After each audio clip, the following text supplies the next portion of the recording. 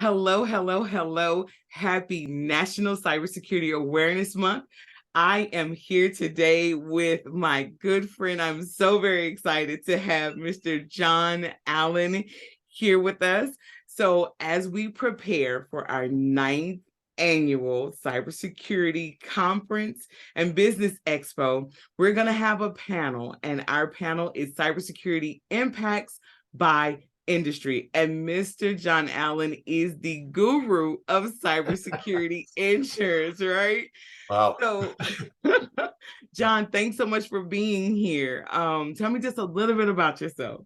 Glad to be here. So I have an independent agency, insurance agency. We do a lot of talking about cyber because I think cyber is one of the probably the biggest threats to businesses today. The obvious old school insurance threats are all still there, but cyber, for as much as we've been talking about it over the years, is still reasonably new in the minds of a lot of the consumers out there, right? And so, I think it's important we get the message out. That's one of the things that I do. I want to make sure that people understand the cyber threat for what it is and then figure out how we can help them. Awesome. That sounds very much like the National Cybersecurity Awareness Initiative, right? Right. As they rolled it out, tell me why you feel this initiative is so important. Well, again, it's the kind of threat that can happen reasonably quickly to a business. I mean, the seeds for that threat are usually embedded in somebody's network for a while, but by the time a lot of people figure out they have a problem, it's too late. And the stakes are so great. This isn't just one of these things where you're going to have a claim involving several $1,000s. This will take you out. This will completely wipe out your business. If you're a small little solopreneur, and that's fine. If you do that and something bad happens, your small LLC, you can basically recreate and reinvent your brand if you need to, probably. But as you get rolling at a certain amount of run rate, a lot of companies, you can't assume that you're going to be able to get that back. And the way I look at it, most of the bad things that can happen are preventable, and they're preventable in a way that really isn't that hard to take care of them, and it's just about education. So I really feel it's important that people understand that. It's almost like a parent talking to a child. You have the benefit of wisdom, right, as a parent. So now you want to share that, and in your exuberance, you're trying to tell people. A lot of times they don't hear it, but you want to at least get that message out. And I think that's why it's important we do that. Awesome. Awesome. And so you're an independent agent that offers cybersecurity liability. Right. Talk to us about how insurance has changed, right, around the topic of cyber liability. Well, so I've been talking about it actively for probably 4 years, which, is not anywhere near as long as you have, probably. But when I started, it used to be a little 2-page questionnaire, and you'd answer some basics about your network, and you'd give it to the insurance company, and the insurance company would basically put it in a file. You could pretty much put anything you wanted to. And the only time that really mattered maybe is if you had a claim. But I don't know that, people necessarily worried about it a whole lot. So that was then. That's 4 years ago. Now, fundamentally, there's 2 ways you can get insurance. One, you go through extensive underwriting up front, and the underwriting is pretty extreme in most cases. And if you don't have things locked down, it's very hard to get good insurance. The other thing that can happen is they don't ask you those underwriting questions. You just get a policy, but that's fine until you have a claim. And then when you have the claim, you have to answer the underwriting questions. If you don't answer the underwriting questions right, then you don't get paid. So, our attitude is, let's make sure that we address these things up front. Look, I know this sounds like doomsday, but if this happens, we have to have gone through this drill. So we'll ask all these questions. And this is new. I don't think most people are used to that, and it's really shaking things up. This idea that, well, I have money and I want to get insurance, and the insurance companies won't talk to me. That's something I think that's new to a lot of people. It used to be just go sign up, and that's not the case now, right? Right.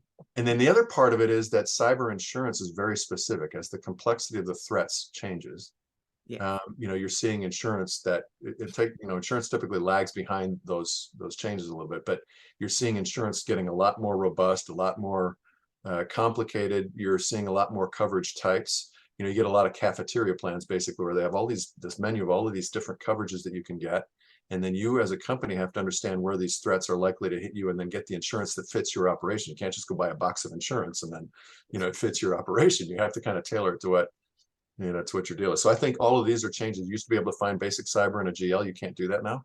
It's separate, kind of like workers' comp is separate.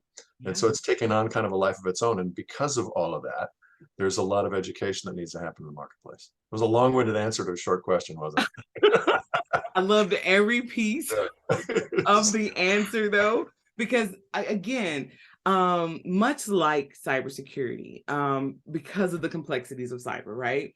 And we love to kind of throw the word around, but we don't necessarily understand it. A lot of ways, that's where insurance plays in a part, right? We know we need insurance, but we don't necessarily love the conversation, right? Because we don't understand, if I need my insurance, I want my insurance to pay me out. But if I have not structured my policy the right way, right? Then now, once again, I'm mad at insurance because I didn't understand what it was I got written for.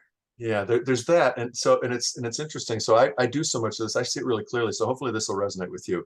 On most years, you don't have a claim. So you look at this premium that you're paying the insurance company as a donation to a cause you don't want to support. Yeah. You're paying this insurance. Why am I paying them all this money? What the, right? In this year, so this year renewals for cyber have been up. They say the average is somewhere around 79%, 79% increase in 1 year, right? Why? Because the incidence of claims is so high. So all these people go, wait a minute, last year I paid 3,000. Now you want what? 5,000? Why? I didn't have a claim. So there's all that angst in the marketplace for something that didn't happen. But the other part is you have to align it. You know, think about your operation. You think, all right, I've got all of these things. I've talked to all these cyber experts, and all of these operational parts of my network are working beautifully. But you as a business owner, you know, if anything's going to break, what is it? It's like in your house, you know, that water pipe. If you're going to have a problem, it's going to be that. Or you know that the fuse always blows on some part of that. There's something about your operation, you know that it's weak. You have to look at your operation in a cyber context in that same way. If something's going to break, what is it that's going to take me out? And show me where insurance, so show me a couple things. Show me where insurance covers it. And how do I know I'm actually going to get paid if I have a problem? Right. And when you can go through that argument and say, all right, so if I have a problem, and let's say I stand to lose $1 million because I have a problem, what's insurance cost me for that? Oh, it cost me $3,000.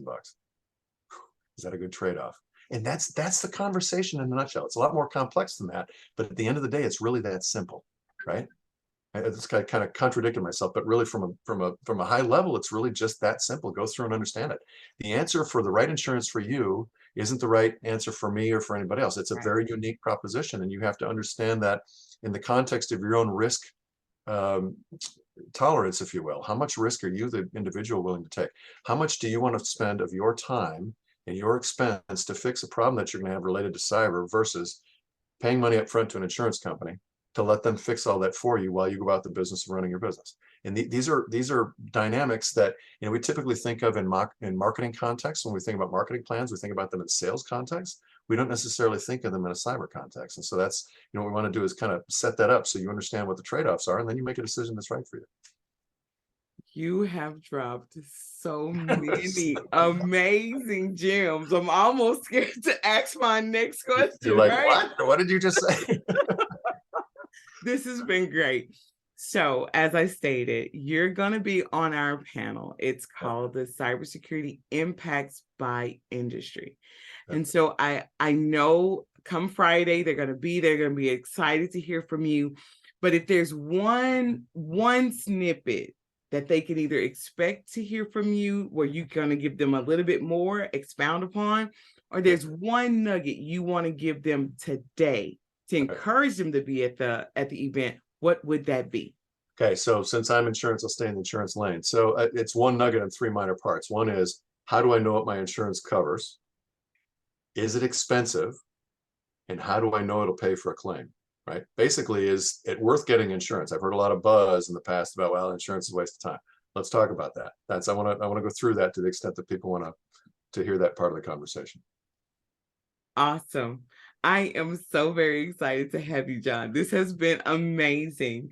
Again, follow us. Make sure that you are there. Get your tickets. We will be at the 9th Annual Cybersecurity Awareness Conference, Business Expo. John will also have a booth, so come by, talk to him, not just hear him on the panel, but get some more information about who he is, what they do, and how they can help you.